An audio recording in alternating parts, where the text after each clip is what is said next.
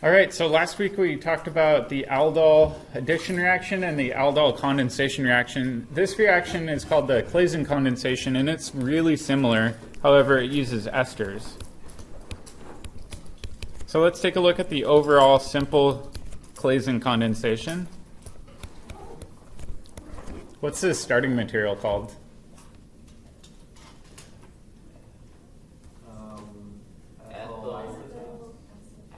Yeah, ethyl acetate, common solvent. And we're going to treat this with a alkoxide base followed by an acid workup. All right, here we go, H3O plus. And our final product is going to be a beta keto ester.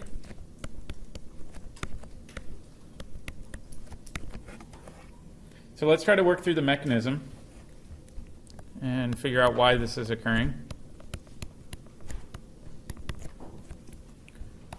So what do you think the first step is going to be? Attack at the carbonyl. So we've got two options, right? This ethoxide could attack the carbonyl and kick up electrons onto the oxygen, or it could deprotonate the alpha proton. So in this case, deprotonation chemistry is typically considered to be fast. And the other thing too is if the ethoxide were to attack the carbonyl, kick up electrons onto that oxygen, it would clamp back down and just reform your starting material. So you'd kind of be going in an endless loop there. So the deprotonation step is going to be the most likely first step. And we form our enolate.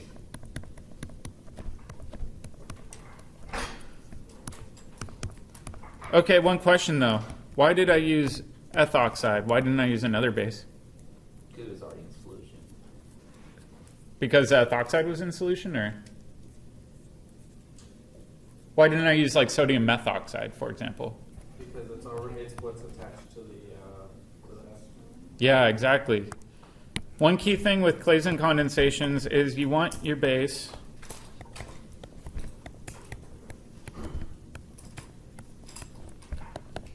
to be the same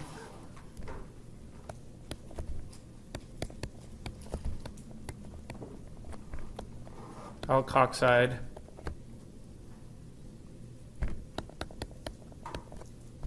of your ester.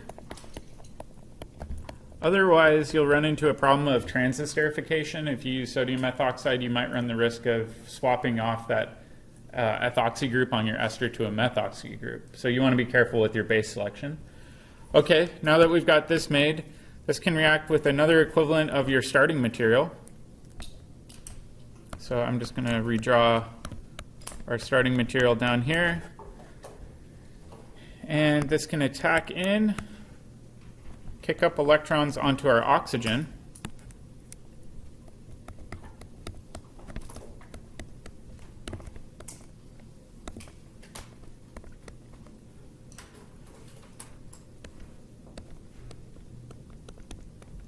And then what do you think the next step's going to be? Yeah, kick off that ethoxide. That's a decent leaving group.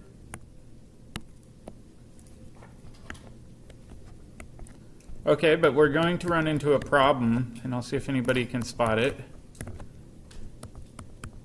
At this step, it looks like we're done, right? What's the problem?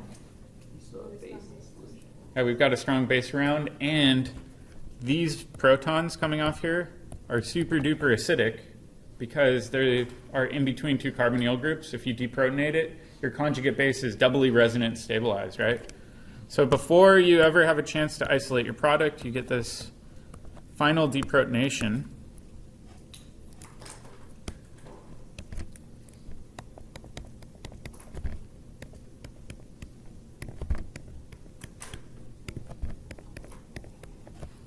And that's why you have to do this ultimate acid workup step. But you've got to be careful. You don't want to crank up the heat too high or add too much acid. And why is that? Then you would be favoring the product you don't want the condensation from it. You get some of that when it turns something. Carboxylic acid on the end. Yeah, Exactly. We saw that you can convert an ester to a carboxylic acid using acid and water and heat. So in this case, you want to do this at low temperature and typically not use a ton of acid. You don't want to accidentally convert your ester into a carboxylic acid. And the reason this is referred to as a beta keto ester is obviously you've got your ketone coming off of the beta position.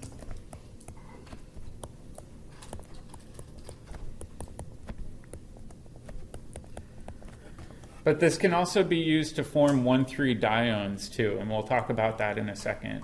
However, the classic Claisen condensation is one in which you form a beta keto ester. So just like with aldols, you can do this where you only have one starting material and it reacts with itself, or you can do a mixed system. So let's look at the cross reaction. Whoop. This is called a crossed Claisen.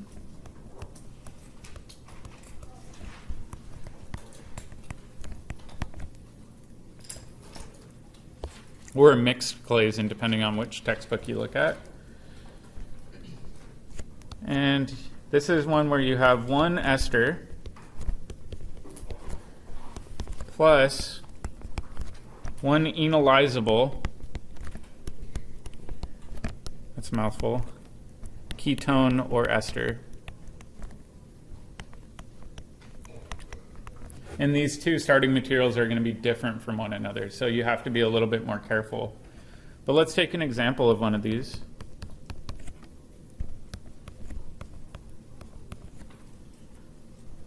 Let's say I've got this methyl ester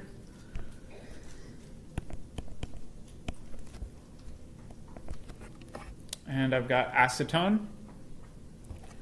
And I treat this with sodium methoxide, followed by an acid workup. What product do you think we would get out? See if you can predict what the product would be and then check with your neighbor.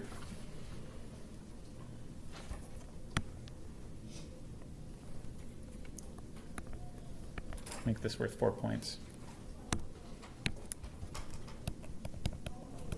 Do you put the ester and the ketone in at the same time? Yep. Okay. So this is ester number 1, and this is our enolizable ketone. You can have two esters react, or you can just have a ketone be your enolate.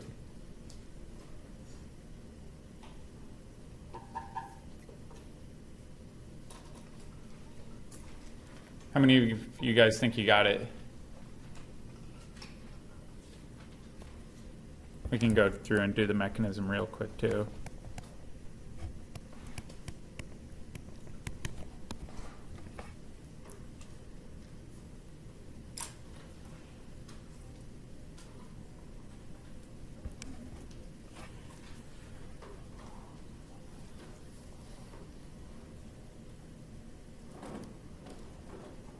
I have a question too. So I labeled the one on the left ester number 1, and I labeled acetone as our enolizable ketone. Why did I say the one on the right is enolizable where the one on the left isn't? It has alpha protons. Yeah, it's the only one with alpha protons. So we know the first step has got to be formation of our enolate. Okay.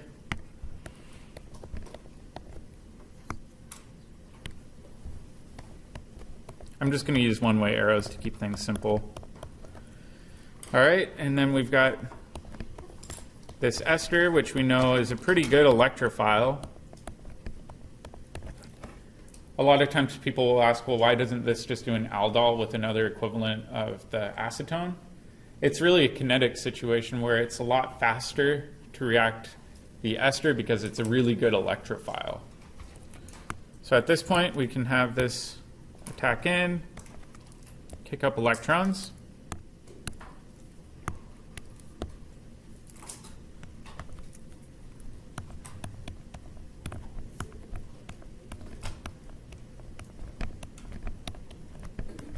And I'm just going to abbreviate the phenyl ring as pH right now. Keep things simple. Then next step, we're going to clamp down, kick off our alkoxide leaving group.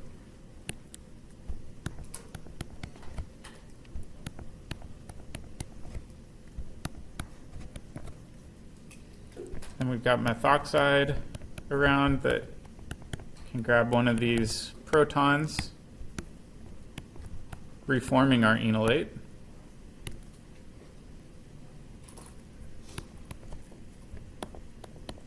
And then last but not least, we're going to toss in some acid to give us our neutral product. So like I said before, these reactions can be used to make 1,3-diones or beta-keto esters. In this case, this is referred to as a 1,3-dione because they're spaced 3 carbons apart from one another, if that makes sense. So if we were to go up and get our 4 points, we can plug this in and make our 1,3-dione. Claisen condensations are really nice because the reagents are really easy to handle. It's a reliable reaction and it works really well. Does that make sense? In this case, we ran into a really nice situation where we had only one enolizable group. There are situations where you may run into where you have 2 potential starting materials that can enolize. And if that's the case, we have to follow similar rules to the aldol condensation.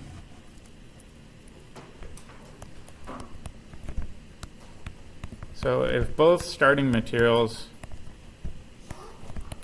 can enolize, ...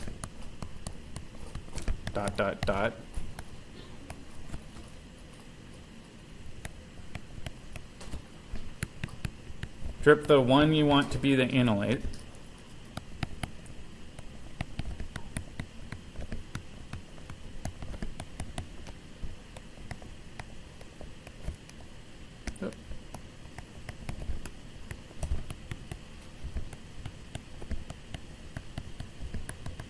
Into LDA.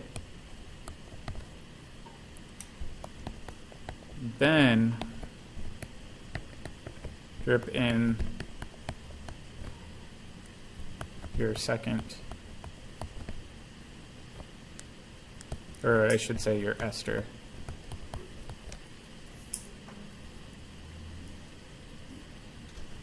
Number 2 is just simply avoid the problem.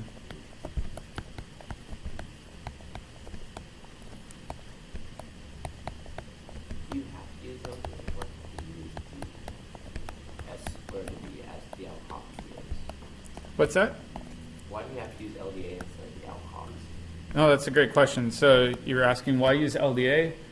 It has to do with pKa's, right? So if we use LDA, that's a super duper strong base. You convert 100% of your starting material to your enolate, I should say. Where with sodium methoxide or sodium methoxide, you might be dealing with 10% enolate. Your goal is to convert it all to enolate. That way you don't run into the mixed products like we saw with the aldol reaction. So you can avoid the problem by using only one starting material, or pick one that doesn't have alpha protons.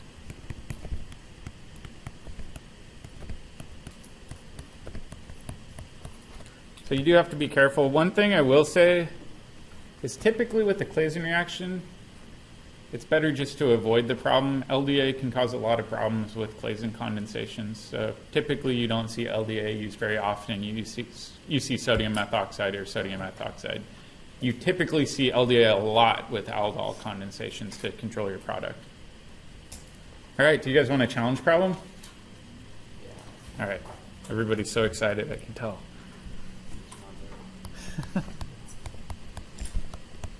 All right.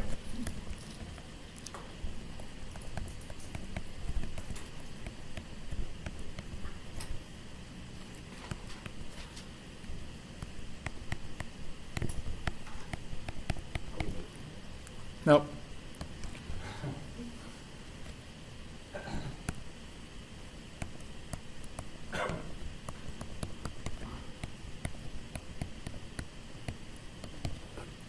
So only one starting material here. I'll give you a hint. You will only get 1 mole of product out for every 1 mole of starting material.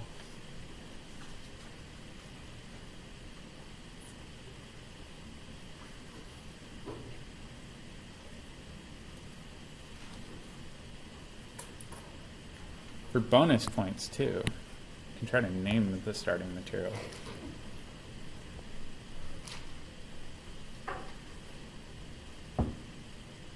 What's the carboxylic acid variant of our starting material?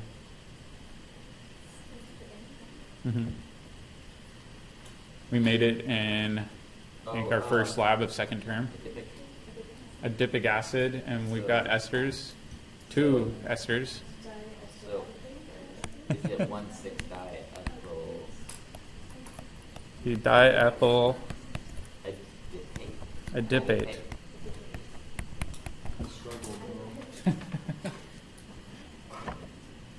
Oh my, such good apple pie.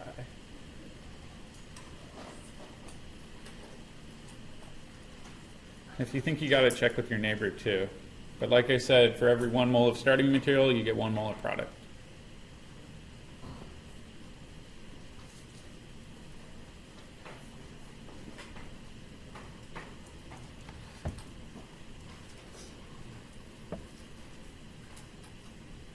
Doesn't it matter which, oh,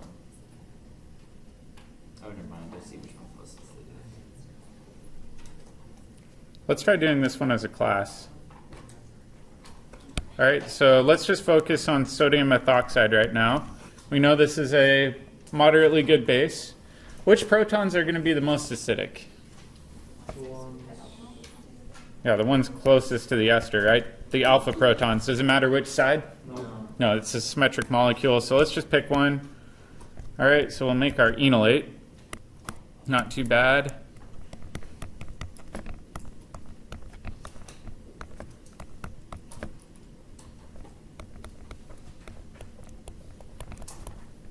Okay, now we've got this negative charge. It could be tempting to have this react with another equivalent of starting material, but I told you guys on the outset that it's a 1-to-1 ratio of starting material to product, which means it's not going to do that. What's another option? It's going to attack itself, right? So in this case, it could reach around and attack itself. And what I always do before I draw my product is I try to number my carbons. So I'd say 1, 2, 3, 4, 5. You know, a 5-membered ring's not that bad in the grand scheme of things. So let's go ahead and draw that. Okay, and then again, I'm going to number this. I'm going to say 1, 2, 3, 4, 5. Off of our 1 position, we've got this ester. Still dangling off. That's no problem. And then nothing's coming off of the 2, 3, or 4 position, but over at carbon 5, we've got this alkoxide coming off, and then we've got an ethoxy group coming off. Yeah, it doesn't look super happy at this point, but that's okay. Next step, what do you guys think is going to happen? Malicious shove. Yeah, the malicious shove. I'm going to kick off our leaving group.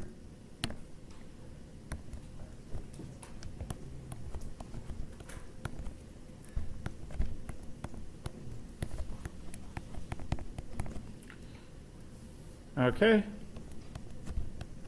And are we done? No, not quite.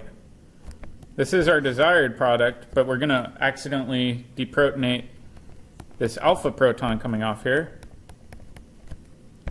because our leaving group is a good base.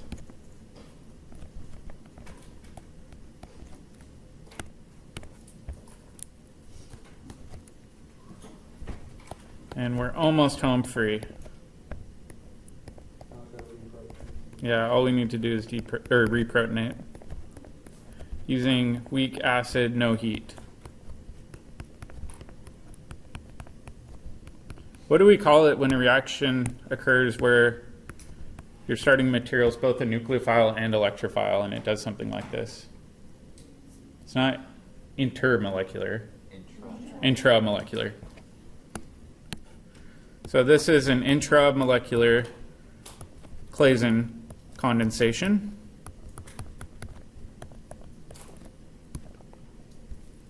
And this actually has a special name.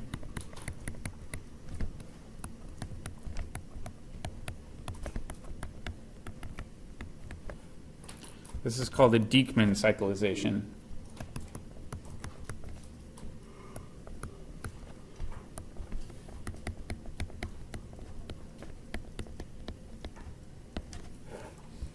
And these are really nice for forming ring systems, but typically you're going to be forming 5 or 6 membered rings. You're not going to form really small ring sizes. You can also do intramolecular aldol reactions too. So a lot of these have spin-off variants of themselves where they form ring systems. Does that make sense? All right, now let's rewind a little bit. Let's go back to our pod. So pod revisited. Whoop.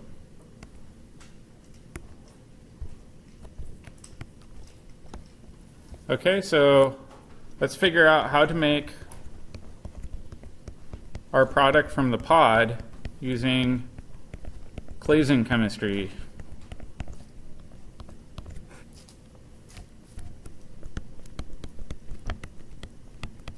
We don't just have to use acetophenone anymore. No, let's still use acetophenone. But we didn't know about Claisen chemistry last week. That was an eternity ago.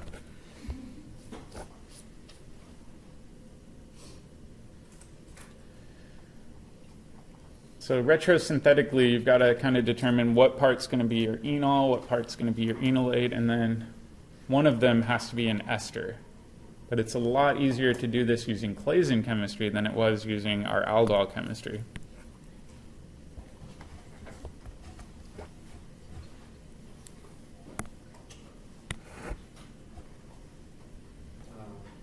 I guess first thing is to take acetophenone and put it into an ester. Yeah, so let's take a look at this in plan retrosynthetically, right? We're making a new alpha-beta bond in all of these reactions, whether or not it's an aldol reaction or a Claisen reaction. So arbitrarily, I'll label this alpha and beta. And then we must have made this bond, which means this entire group over here, I'll highlight it as red, was likely our enolate, right? And we know we could make this pretty easily by using acetophenone, treating this with a base, and making our enolate. So we'll just pick a base here. I'll use something like NaOET. That's not too bad. Okay, and then our other portion, which is right here,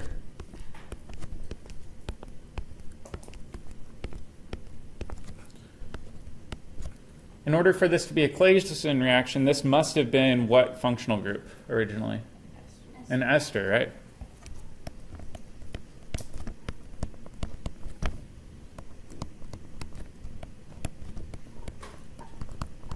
Okay, so we could say, you know, we could treat it, our enolate, with this ester. And I'll make it an ethyl ester just so we're keeping track of our alkoxy groups and not doing any transesterification chemistry. And then we said step 2 would be to treat this with acid. And then we would get to our final product without having to deal with any chromium reagents or any of that nasty stuff. And one really nice, quick and efficient step. That's a lot easier, right? We still have to show how it goes. But let's just review and say, all right, how can we make ethyl benzoate? I'm hoping that all of you guys know how to do this, given the fact that you had to make an ethyl benzoate for your lab. So what do you guys think a good way to make ethyl benzoate would be? Starting from acetophenone. My lab failed. Your lab failed, so it wasn't successful. Okay, so starting from acetophenone, what did we do in lab for our first step? Wasn't it acid heat from Close. The haloform reaction, right? So in lab, we did Cl2 and NaOH in excess. You can use any halogen that you want. And then step 2 is our acid. Okay, so that gives us our carboxylic acid. It's actually a not half bad reaction in terms of the green chemistry aspects. Bleach is cheap. It's not super harmful. It's easy to quench at the end. And then how can we convert this to our ethyl ester? We requested in. Yeah, we just use that. Ethanol. Yeah, Yeah. you took ethanol and you took catalytic acid. In lab, we use sulfuric acid and heat. And if you really want to be good about this, you can even distill off your water in this Fischer esterification process. So the Claisen condensation and aldol condensation are super closely related to one another. It really depends on what you're trying to make, right? So if you're using a Claisen condensation, you're going to get a 1,3 carbonyl. If you do the aldol, you're going to get either an alpha beta unsaturated ketone or aldehyde or a beta hydroxy ketone or aldehyde. So that's typically how I keep them separate.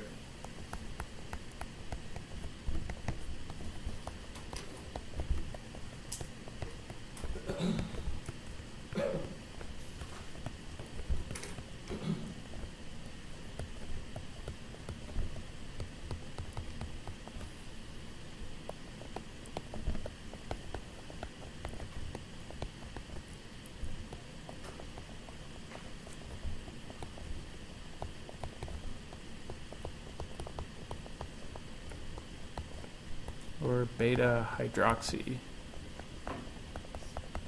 ketones. Does that make sense? People oftentimes get confused. They're very, very close variants of one another.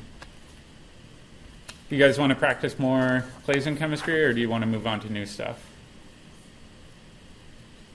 Give me a thumbs up if you want to practice more. All right, I'll give you guys a newer one. All right, so we'll do this.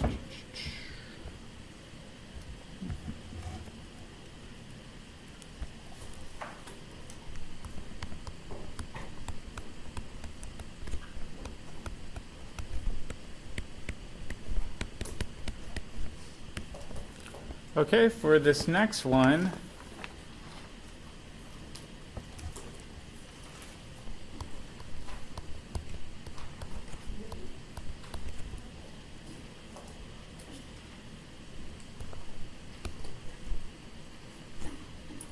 let's do CO2ET, CO2ET. And this has sodium methoxide. Step 1, and then we're going to quench it with acid for step 2. It's like, what do you from? All right, let's do this one as a class. I want to make sure we have enough time to finish up today. So let's focus on sodium methoxide for the first step. We said before that it's going to deprotonate one of these alpha positions. That's pretty easy. We'll get our enolate out.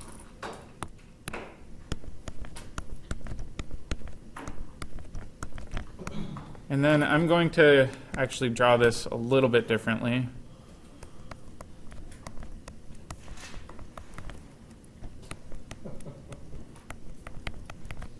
So now we've got this enolate. What do you think might happen? Attack itself. It's going to attack itself. So this is another example of a Dieckmann cyclization. So this is going to go in and attack itself.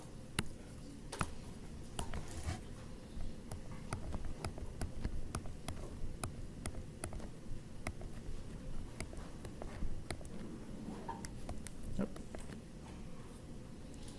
So we've got our 5-membered ring. Up here we've got our CO2ET still coming off. We've got our oxygen with the negative charge. We've got ethoxide. Next step, we can clamp down,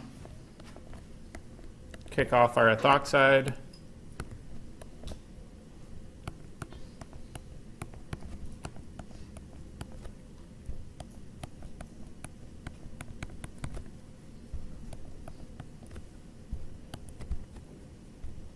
That gives us our 1,2-dicarbonyl, but then we run into this problem where ethoxide will deprotonate our alpha position because it's very acidic.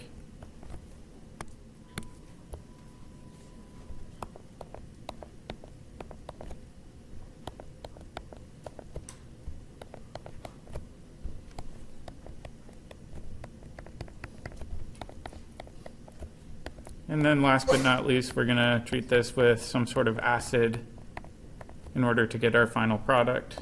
Oops.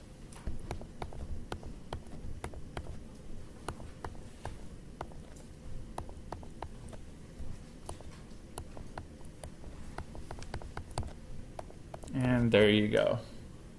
Yep. So I'm just wondering why our enolate won't attack the proton in the alpha position next to the carbonyl. So our second step, I wouldn't attack the proton, that'd be directly underneath it, I guess, as a strong, as opposed to attacking the carbonyl. So you're saying why doesn't the enolate act as a base? All right, no, yeah. Yeah, it can act as a base, but even if it were to take the other alpha proton, you'd be left with the same enolate. So really, you wouldn't be changing your intermediate by doing a proton transfer that way.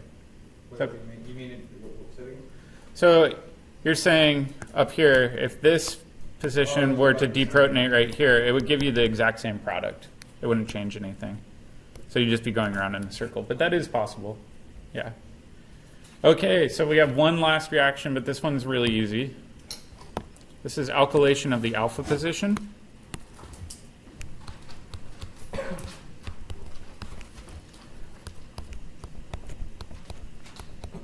So in order to alkylate the alpha position, first thing you need is a strong base. Second thing you need is some sort of electrophile with a good leaving group. And you can really just do really simple, straightforward SN2 chemistry this way. Right, so your enolate, you've got the negative charge. That negative charge on the carbon can act as a nucleophile and then attack the electrophile and kick off your leaving group. So really quickly, let's do the mechanism.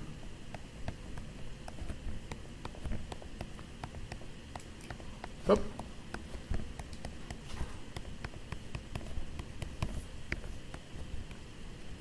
You've got your base. The identity of your base is very dependent on what you're trying to make, and we'll talk about that in a second.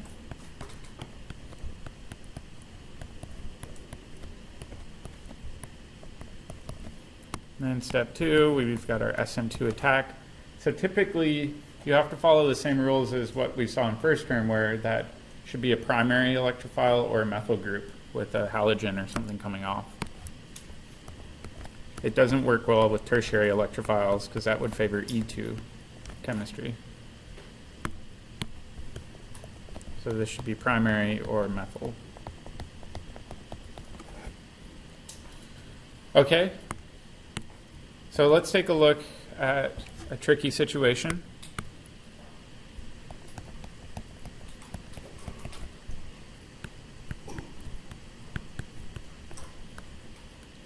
All right. Let's say, I'm going to scroll up here. I've got a simple ketone, but now I've got a methyl group coming off right there. And I want to install a new alkyl group coming off. So one option would be, all right, I've got a base with a negative charge. Maybe I'll go after one of these alpha protons. So over here, you could imagine doing that. Those protons are pretty accessible. That would give me an enolate.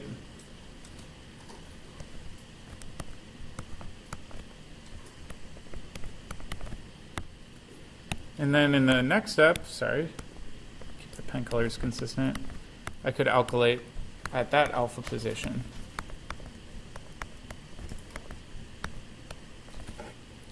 Alternatively, we could have a base. I'm going to change this to a CH3 just so we're not getting confused. They could have a base come and deprotonate our other alpha proton, giving us a completely different intermediate.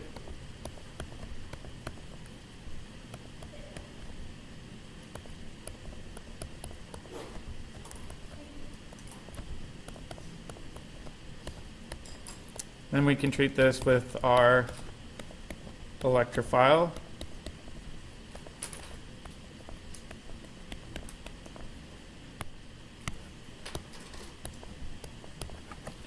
And get a completely different product. All right, so let's think about this for a second. Let's say we want to favor formation of the top product. How would we do that? Think about the base. A bulky, bulk. A super duper bulky base would favor formation of the top product because those protons are more accessible.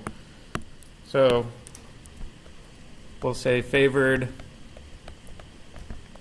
with bulky base. An example of that could be LDA. Whereas on the bottom, we said this would be favored by an unhindered base.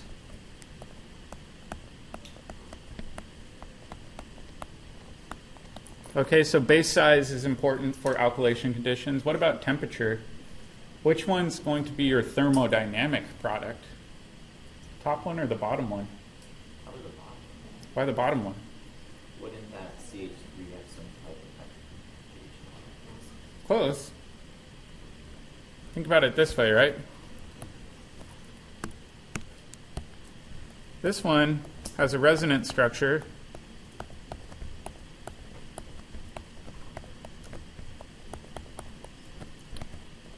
that is technically a tetrasubstituted alkene. So that means that this is our thermodynamic pathway, right? It's going through the most stable intermediate. Does that mean we want to run that red pathway under high temperature or low temperature? High temperature, exactly. So, and high temp. The top one we said is favored with the bulky base and low temp.